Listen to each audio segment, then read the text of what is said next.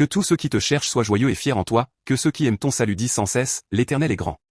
Cette parole proclame la joie et la fin du salut qui viendront à ceux qui accueillent le Messie Jésus. Ceux qui te cherchent désigne ceux qui, dans le salut, ne mettent pas en avant leur propre justice, leur mérite ou les choses du monde, mais cherchent uniquement Dieu, et sont le peuple de Dieu qui croit au mérite du sang précieux de Jésus-Christ, le Messie que Dieu a envoyé. Sois joyeux et fier en toi, parle de la joie et de la fierté de ceux qui ont reçu le salut par la foi dans le mérite du sang précieux de Jésus-Christ. C'est-à-dire que ceux qui ont reçu le salut par la foi dans le mérite du sang précieux de Jésus-Christ seront joyeux et fiers en Dieu.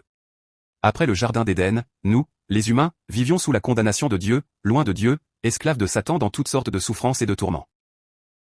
Cependant, ceux qui ont maintenant reçu le salut par le mérite du sang précieux de Jésus-Christ ont non seulement rétabli la relation avec Dieu, jouissant de la grâce du pardon des péchés et de la vie éternelle, mais ne vivent plus sous le pouvoir du péché et de la mort, et en tant qu'enfants de Dieu, vivront et jouiront de la paix et de la joie véritable.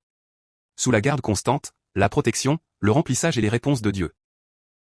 Par conséquent, la joie et la fierté du peuple de Dieu ici est une joie éternelle qui ne provient pas des choses temporaires données par le monde, mais découle d'une vie de marche avec Dieu. De plus, ceux qui aiment ton salut désignent des gens qui aiment tellement le salut qu'ils ont reçu qu'ils dansent de joie.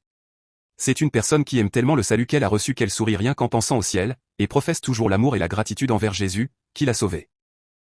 De plus, une telle personne chérit la grâce de la rédemption que Dieu a accomplie et accordée, et en fait le centre et la valeur de sa vie. En d'autres termes, une telle personne ne se vante pas de sa propre justice, de ses mérites ou des choses du monde, mais vit en témoignant uniquement du salut de Dieu.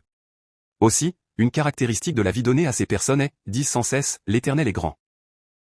Les lèvres de celui qui aime et chérit le salut qu'il a reçu manifesteront toujours la louange et l'élévation de Dieu.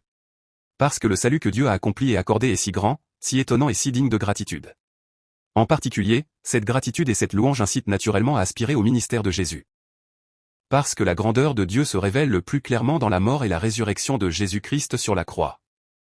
En d'autres termes, il n'y a personne de plus grand que Dieu, qui, par la mort de son Fils unique, justifie les pécheurs, ressuscite les morts et fait des ennemis ses enfants. Oui, il n'y a personne de plus grand et de plus magnifique que notre Dieu, qui a planifié le salut de notre humanité avant l'éternité et a accompli ce plan étonnant.